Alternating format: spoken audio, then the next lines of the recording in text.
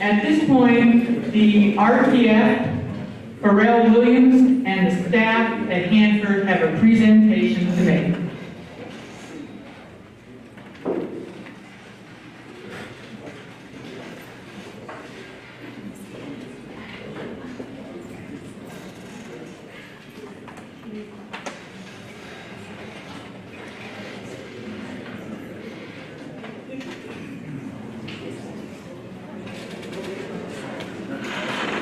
Hit it.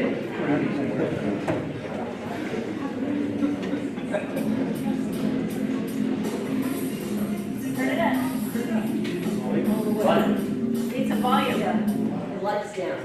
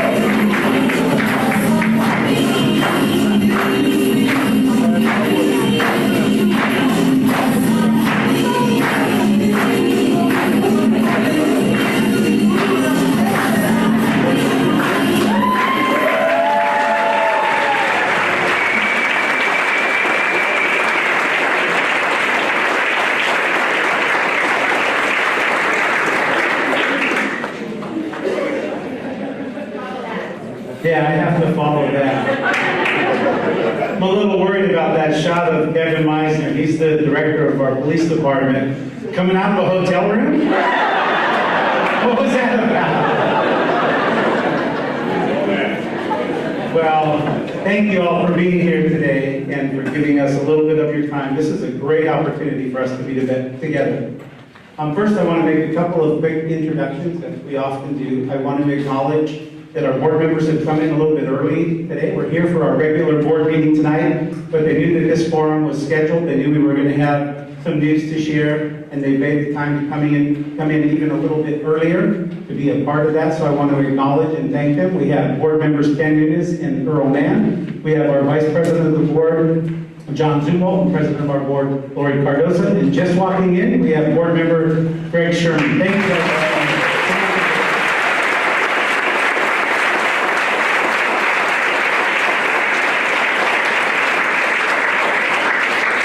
I also want to acknowledge the members of our Accreditation Community Advisory Committee who are here with us. This was an important component of our accreditation response effort. It was our way of reaching out and staying in regular contact with our community. We had a core of between 12 and 20 members that would come regularly. They met every 2 weeks.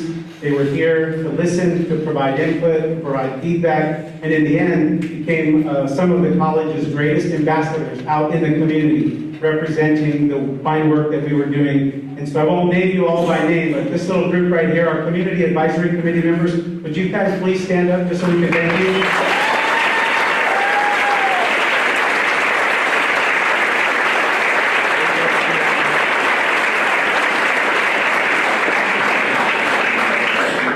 There's two things we want to accomplish in this first part of today's meeting. One is we want to share the information about the accreditation response.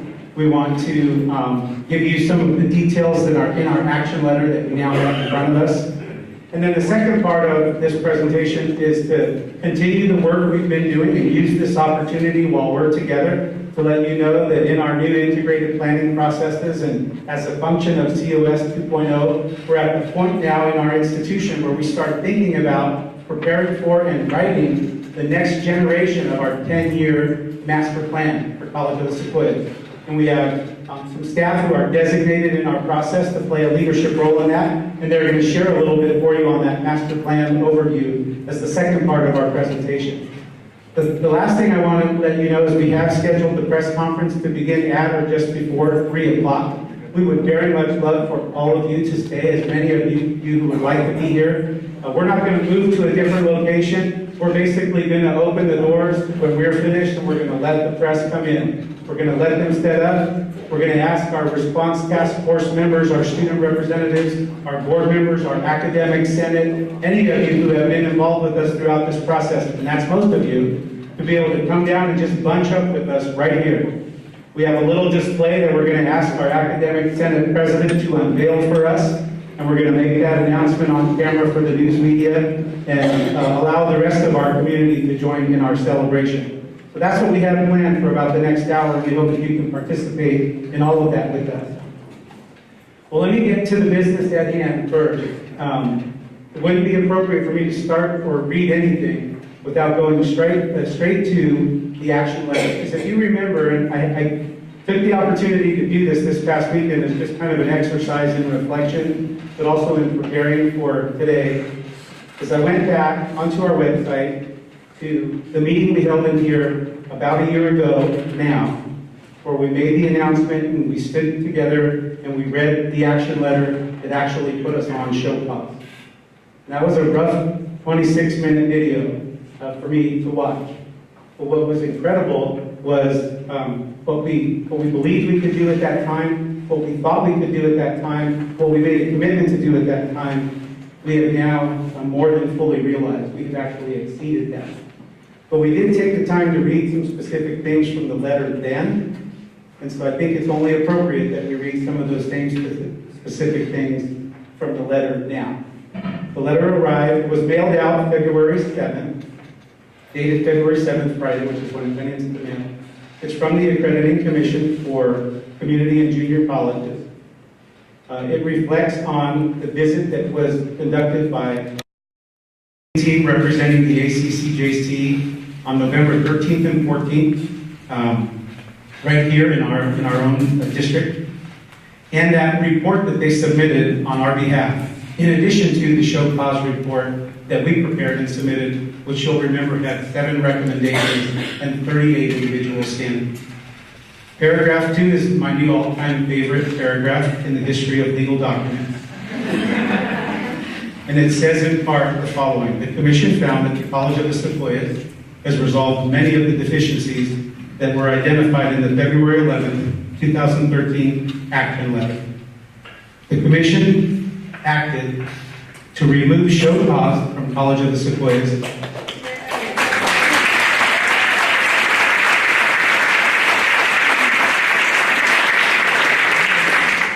reissue a status of warning and require that the college submit a follow-up report by October 15, 2014.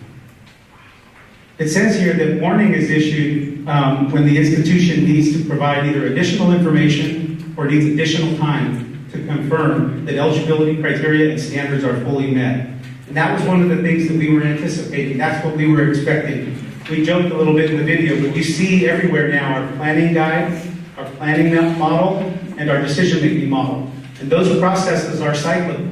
They take a year's cycle to implement, complete, review, and then re-implement and complete and review. And when the team arrived in November, we had only begun in earnest implementing everything at the start of the fall semester in August. So they need to see a year's completion. So here's what they've asked us to do while we're on warning. They've asked us to continue to implement the models for integrated planning, decision-making, and resource allocation. Continue to complete the evaluation cycle of those processes at the end of the year, and use those results for improving those processes as necessary, decided by your institution. So remember when we said at the beginning of this we wanted to build some structures to last? That no more did we want a new president to come in and change the process, or a new academic senate president to have ideas to change the process. The processes can change, but now they have to change within the evaluation of them themselves through the people who are involved and connected to those processes. So they're much stronger. They have that long-term institutional integrity that I think the Commission was looking for when they were here the first time. In order to fully meet the standards, the team recommends that the college follow its new planning for integrated, or its new model for integrated planning to demonstrate the integration of institutional planning, resource allocation, and implementation of the reevaluation process. It goes on further to say they recommend that the college increases that research capacity of the institution in order now to compile and provide the data to guide those institutional planning, resource allocation, and decision-making processes for the college. Really, we have everything mapped out, everything in order. So when you look here now, instead of there being 7 recommendations and 38 different standards, there's 3 recommendations that remain. Recommendation number 1 is planning. Recommendation number 2 is research capacity. Recommendation number 3 is evaluation of process. And then there are the related standards that go with those. That, ladies and gentlemen, is the work we have left to do on our warning status to complete the cycle and finish this process. While yes, there's a little bit of work to do there, the thing that we feel better about than we did certainly a year ago is that we have systems built now. It's going to be work to compile a good report because we're going to do a really good job at it. But we have systems built now to produce regular artifacts and regular evidence of the work that then gets compiled and transposed into the report, as opposed to where we were a year ago, which was really building some new pieces from the ground up. So that's the, believe it or not, sum and total of what our action letter says. And I think based on where we were a year ago, this is the very best that we could have hoped for. I don't think you can imagine doing any better than this and getting reduced back to warning and having the opportunity to just need a little bit more time to close out your process and your commitment to show that you have built the systems to last. So let me wrap up this portion of our meeting by starting with some really important thank yous. Obviously, the group that danced in at the end here is our Accreditation Response Task Force. And a lot of us did a lot of work. We set the process up make sure that that's how it happened. We wanted the Accreditation Response Task Force to go out and be part of the subgroup, to go out and invite and enlist other faculty and staff in the process, to engage students and community members, and all of us did that. But this was still a group that met every single Thursday for 8 months. It gave up hours and hours of time, writing, thinking, discussing. And from this group, I think capacity for new leadership has been built.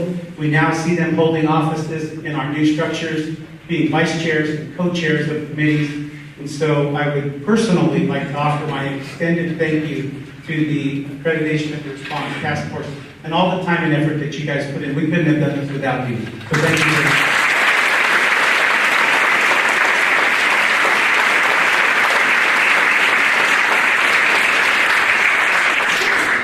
There were really important partners in this process, absolutely. Faculty at large, incredibly important. Very talented, very hardworking. The arm that leads our faculty in the governance portion of our institution's responsibilities is Academic Senate. And Academic Senate came through like champions. It was a lot of hard work. I sat in most of those meetings. There were long debates, lots of discussion, detailed paperwork, hastily moving processes through to make timelines, calling special meetings to get things done before we broke for summer. A lot of stuff that most folks don't realize that we just watched and kind of got used to seeing inside the operation because we were in accreditation response mode. And so Academic Senate, their new president, our now sitting president, Dr. Trimble, our new vice president, Greg Turner, the staff that works hard and comes in every 2 weeks and puts the time in Academic Senate and does it with an incredible amount of intellectual horsepower and creativity and integrity. We couldn't have done this without you either, so thank you to Academic Senate.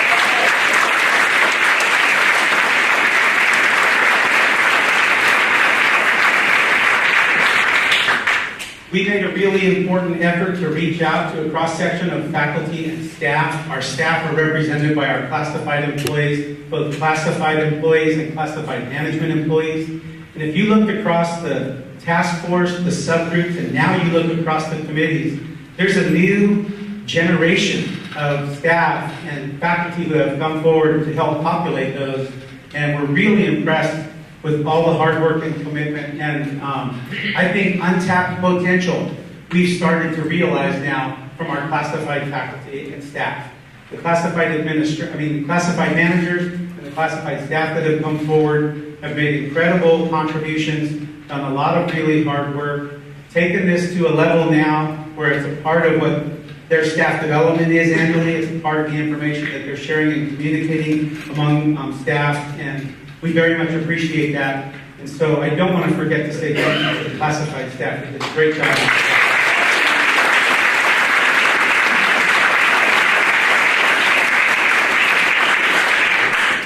Those of us who served on the task force, who came to the meetings, who participated in the Academic Senate summits or in any of our forums, saw this consistent core of dedicated and involved and engaged student leaders at College of the Sequoias. We watched a generation of them transfer. Proudly, we handed them their diplomas and their degrees, and we watched them transfer last year onto their four-year universities or to their jobs or careers. But there was a nucleus that carried over, and then a whole new group that engaged in it this year and picked up right where those other folks left off. And when you can say that on a Saturday, when you're asking people to come down voluntarily, it's one thing for us as staff and faculty and administrators, this is our job, this is our livelihood, this is our career. Of course we're going to be there if we have to volunteer on a Saturday to get some work done. Students could have said, man, I hope those adults get this all figured out. But these students did it. They had 9 or 10 students volunteering every Saturday to participate and being a part of these committee meetings. Some of the most impressive student leadership I've been privileged to be around. So congratulations to our students.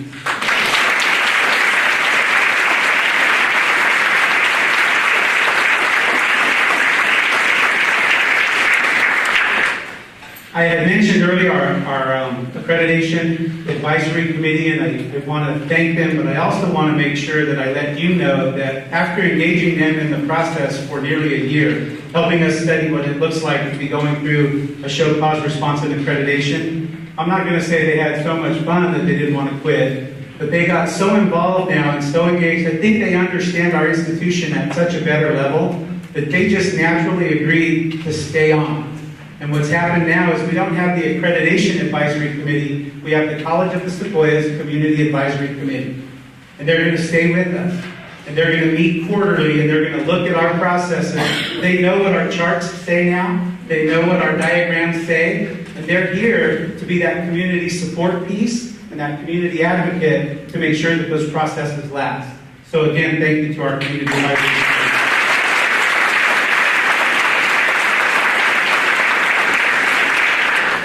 And last but definitely not least, and I have no ulterior motive for saying this, I promise.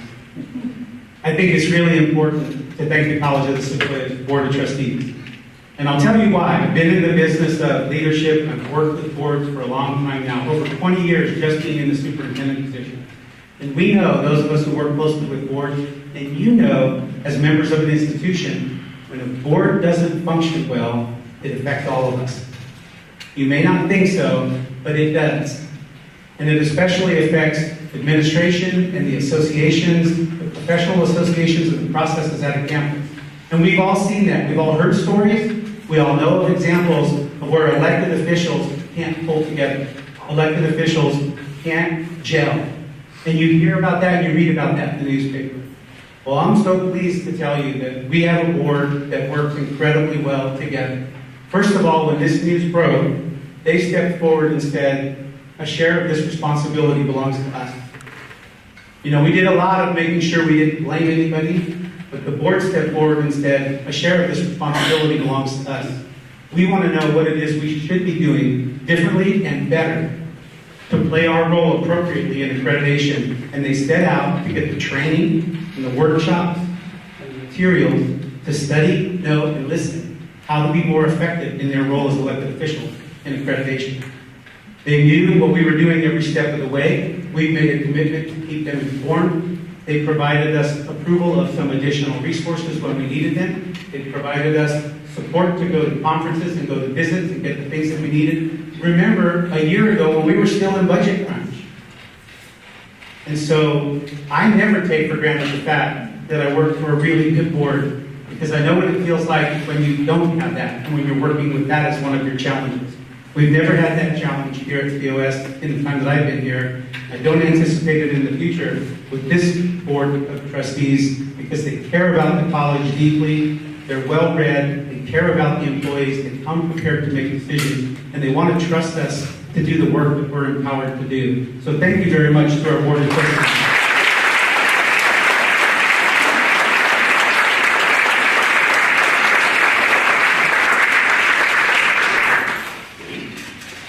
I want to close my comments with this. I stood here a year ago when I was reading the show cause letter. My voice, I just turned 14 again, did you hear that? My voice. I stood here a year ago reading that show cause letter, feeling a little bit overwhelmed. I'm sure as we all did. And you'll remember that one of the very first positions we took as a team, I tried to model it, is that we're not here to place blame. We're not here to point the finger at anyone. Lots of reasons, lots of conditions had accumulated over the previous cycle of accreditation that in one way or another contributed to the outcome of our show cause. And so I'm really, really proud that we never deviated from that. There was those initial feelings of storming and norming, and I'm sure around water coolers or coffee pots every once in a while, somebody was blaming someone. But the good news is, it didn't manifest. It didn't materialize into something big that we couldn't manage, because we were consistent and persistent in saying it's not about laying blame. And most importantly, we also didn't turn and point our finger at the commission. Yeah, accreditation is a difficult thing to go through.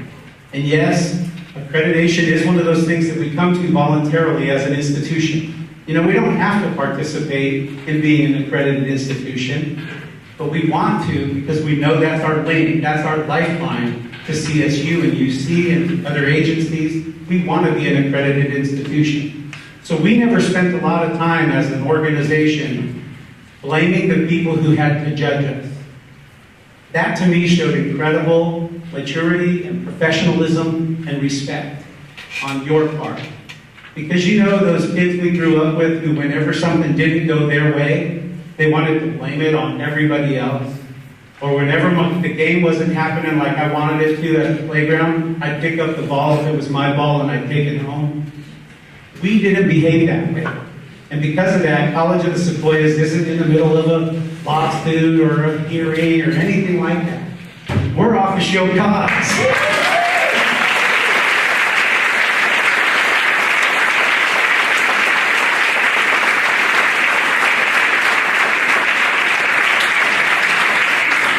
So I thank you all as faculty and staff and students for saying, instead of, you know, we don't like the rules, I don't want to be about that player who claims that I lost the game because the official blew the call. No. We have plenty of chances to win our own game when we buckle down and we do our work. And that's what we decided to do. And we did it. And it's been a successful year, a growing year, a positive year. And I see this as kind of the beginning of the next generation of College of the Sequoias. It really is that type of significant sea change that's taking place. And we were interviewing candidates today, excited to come and work here. And just, it's so excited. And they're saying, this is such an incredible time. Now, right now is the time I want to be a part of what's happening at College of the Sequoias. So our reputation has gone through and is continuing to go through that kind of transformation that we were all hoping for. Before we move into the master plan, it wouldn't be right for me not to share the microphone today with our counterpart, our president of the Academic Senate, Dr. Thea Trimble, and give her an opportunity to comment.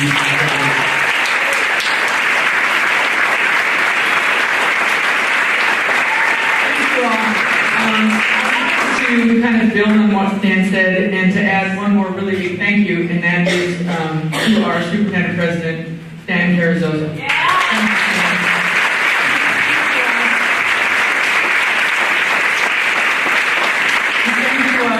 Without community college experience, and he was willing to listen. He didn't always agree, but he was willing to listen to how we did things and why it worked that way. And that helped us move forward. That helped us get by the bumps in the road. I wanted to also share with you, to build on what Stan said about blame, the fact that we did not do that. We did not go that path, and how much stronger we are because of it. This weekend, some of us had the pleasure of being at an Accreditation Institute. And we were sitting at the table with our colleagues from Cuesta College. Cuesta College got their notification that they were fully reaffirmed 5 minutes before we got ours. So we were all screaming and carrying on in the middle of the conference. And then we got on the phone to Stan to have him check the email, because if they got theirs, we got ours. And later in the conference, that group of amazing people gave a presentation on what they went through and where they are now. And I wanted to share with you where they are now. They are a strong organization. They are totally united in their commitment to their college, to their processes, and to moving forward. And they had a panel that consisted of their academic senate president, their board of trustees president, their superintendent president, and their vice president of academic services. And to a person, they describe how much better they are for having gone through this experience, how much better their processes are, how much better they understand how to work together, and how to get through difficult times. And I want us to hold on to that. They're a year out from us. We're going to be right where they were when we go to that Accreditation Institute next year. So thank you all for the amazing amount of hard work that you did. None of us could have done this without all. Thank you.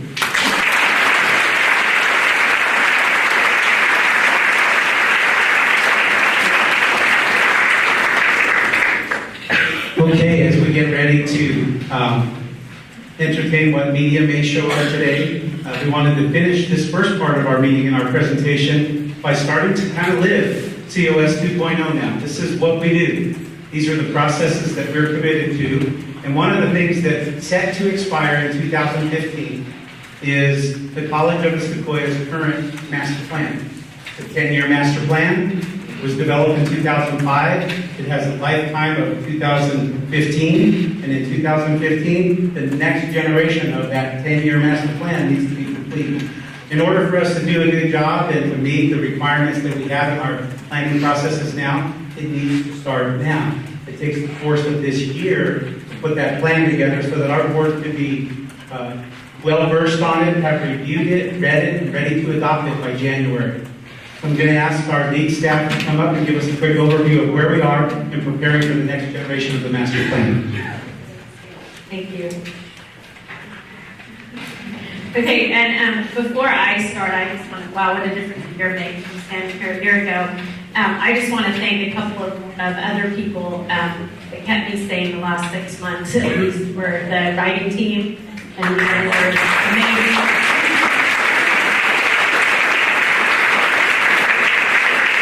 Our evidence team, who also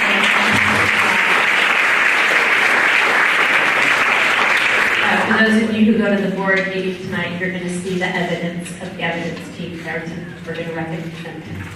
And then, aside from the faculty, staff, students who did an incredible job, all the outcomes and assessment work was incredible. That the outcomes and assessment committee led, and just everybody did exactly what they needed to do, and it was amazing. But I also want to thank two very special people who aren't here right now. One of them is Dr. Eva Conrad, and she came in and provided us with calm, serenity, guidance, and leadership over the past year that has been unbelievable. And the Quested College people mentioned her at the institute we were at, and we give her a standing ovation. So we thank you, Eva. I know you're watching, so we appreciate it.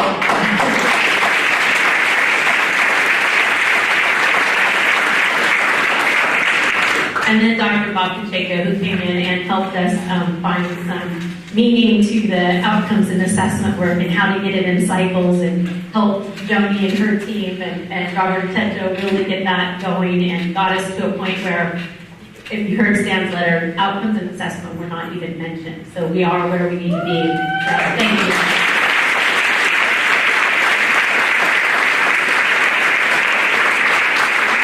Okay, and so in closing the loop, we have, one of the things we're going to do is the master plan. It's our 10-year master plan.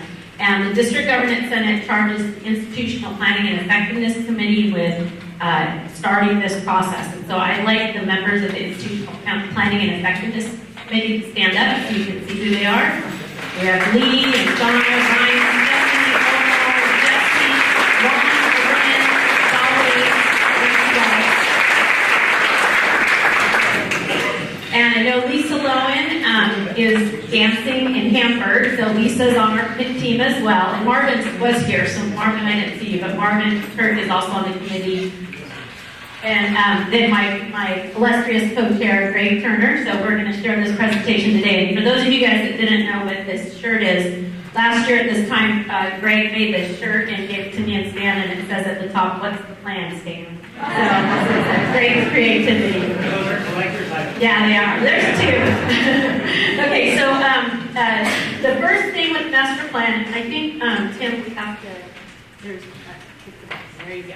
Okay, we had to come up with the purpose, and so with the purpose of the master plan, is we came up with five purposes. The first one is to assess our success in meeting our mission and to identify our strengths and weaknesses. So we're going to see how we're doing with that. Our second one is to look at state and national trends, as well as our local demographics, and see what those mean in the long term over the next 10 years of college.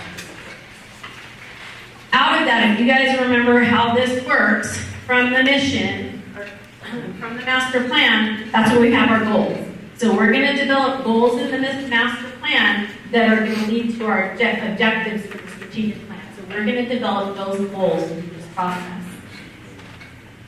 And then we are going to have two parts to this. We're going to connect our educational plan to our facilities plan.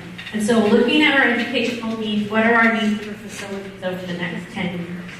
And finally, it's a way for us to inform the public, let our community, our constituency, our students, our community members know what our plans are. So those are the purposes. Then IPEC has made all of the recommendations to the District Government Senate, which has been approved, but this is the Master Plan Task Force. There's going to be 25 members. We will have 12 faculty members, and we have asked Senate to appoint those. We'd like from all of these groups, we want representation from all three campuses, and we also would like representatives from all of the various units. 7 managers that Stan will appoint, 4 classified staff, and we also will have 2 students appointed by the Student Senate. Okay, and the other thing we came up with was what the content would look like. So in the educational part of the plan, we are going to have several chapters. So the first chapter is going to be a background. What we'll do with the background is there are several plans that have been developed. We have the Tulare plan, the Hamper plan, and then the general plan for Visalia they've all been developed, and we don't have a place that we've ever put that all together and summarized it. So in that first chapter, we're going to talk about what was in this division for and the background of the area, as well as national and state trends and our geographic data. We're going to have a data chapter that's going to look at internal and external scans. We're going to look at all of the trend data from across the country, the state, and locally. Then you're going to take that data, analyze it, and say, what does that mean to us over the next 10 years? So what does that mean in context for the district over the next 10 years? The next chapter then is program information. So in the program, it's a snapshot, 1 page for each academic program and by division, and then also a page for the student services program. We're going to look at data, and we're going to summarize what are the success rates, what are the efficiency rates, and what is growth over the next 10 years with different departments, divisions. And then we have the second part will be the facilities plan. In the facilities plan, we're going to have 3 sections. We're going to have a section for Hanford, a section for Tulare, and a section for Visalia. And it's going to link all of that back to our educational plan. So we're going to look at long-term, next 10 years growth, and all of those areas for the 3 campuses. Okay, and Greg's going to talk to you about the time.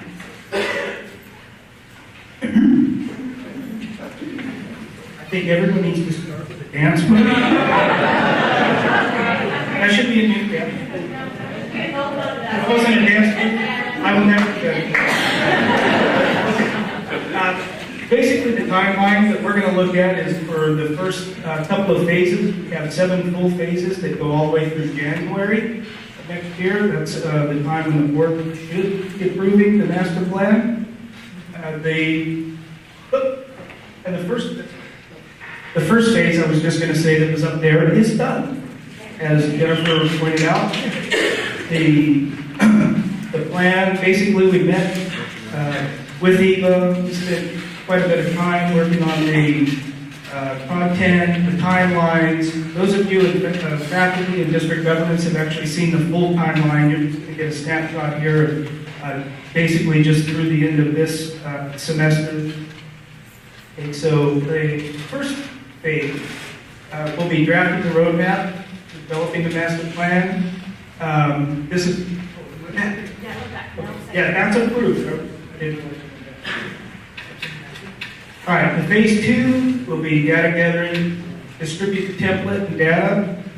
Jennifer was talking about the templates for the programs. That'll be 1 page, so it'll easier than actually putting together the new program review.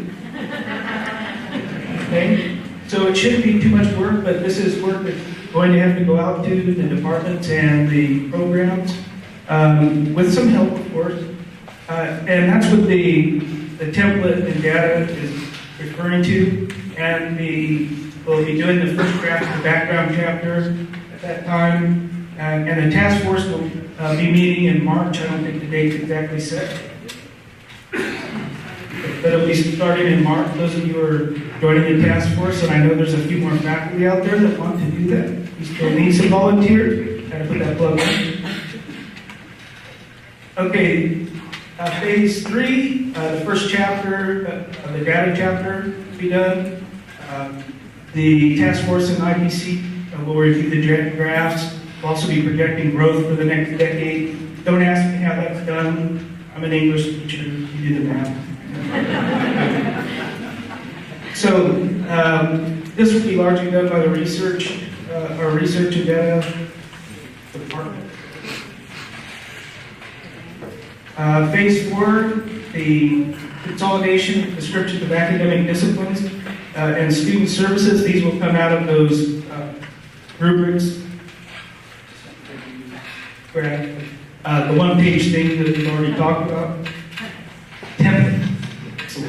Okay, so this will be information that comes out of that. So we'll basically have a chapter that's consolidated that has the description and data of all of our divisions and programs, student services. We'll continue to review all educational plan. And I would like to say that the educational plan chapters will always be reviewed over and over, and everyone will get a chance to look at those throughout the process. Our strategy. Okay, maybe if I do a move, okay, strategies for district-wide participation. Master plan webpage will be established. We don't have that yet. We'll let you know when that comes up. You should be able to find, the timeline, who's responsible, minutes. It should be pretty much everything, so you can keep up with the development of the master plan through the webpage. There'll be open forums focused on the master plan. February 10th. When is that? Oh, that's this forum. Okay, so we're done with that one. In May 2014, there's a master plan summit. We haven't worked out the details on that or who exactly is going to be leading the charge. Hopefully it'll be a combination of Senate and other group. We're going to talk about that still. But there will be a summit for that. And then, of course, in convocation, it'll be a big topic of discussion for that when we come back. Institutional Planning Effectiveness Committee members will update their constituent groups. I would like to go beyond that and say that when we get the task force together, it'll have 25 members, which should be represented across the, across the campus. There'll be a lot of people to keep their constituent groups up to speed. And the master plan will be a standing agenda item for district governance and academic senates. All chapters will be distributed district-wide for and comments. Basically, these chapters will be revised and re-revised until they're done, which is, us English instructors know the way the writing process works. Okay? Any questions?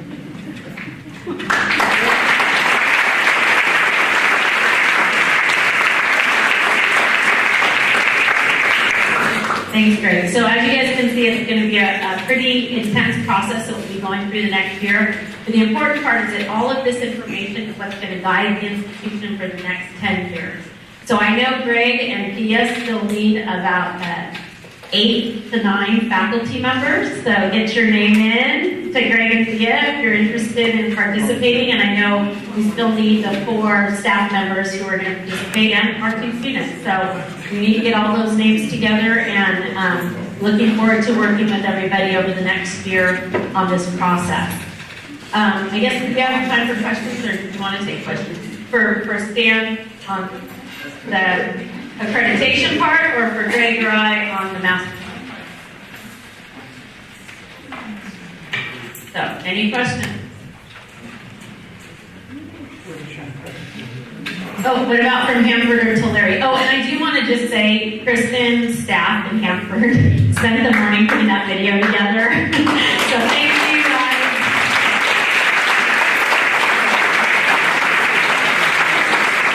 They worked really hard this morning to get that together, and grateful to dance in there, so I really appreciate their work.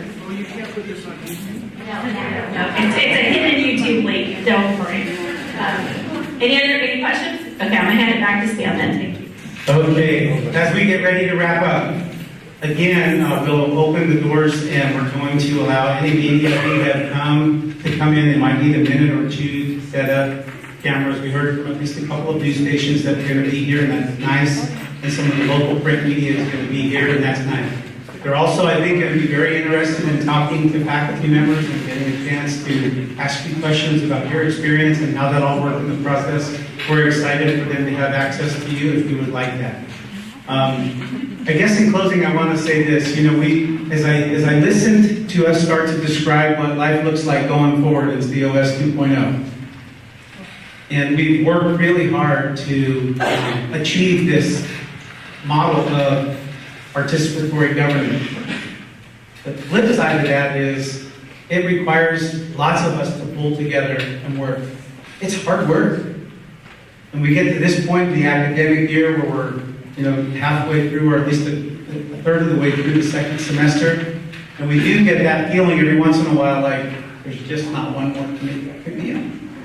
There's hardly one more thing I could do. I've got class, I've got my grading, I've got the other stuff that I do. We understand that sense of fatigue, which is why we're hoping that many hands will make for light work. And as you've seen, I think the staff who are designing the processes are very sensitive to the fact that we all have a lot of things going on, and we can give a little bit of time, but maybe not a lot.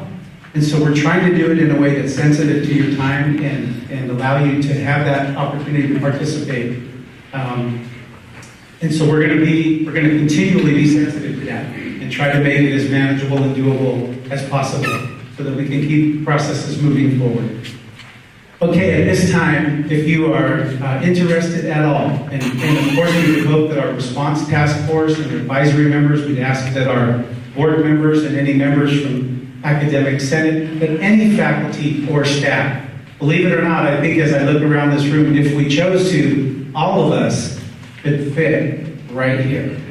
But what we're going to do is we're going to move the podium up and give any of you who would like to the opportunity to join us. We think a really good image for the media to see, representing College of the Sequoias, is all of us standing together as we make the announcement to the media that we're being removed from show cause. They know it, they've printed their teasers, they've got the front part of their news out there, but they haven't seen our faces yet. They haven't necessarily gotten a chance to see and feel us. And so we want to create that feeling today. So we're going to take a 5-minute break and ask all of you who are interested to come down and just start to congregate right back here. We're going to move the podium up and we're going to allow them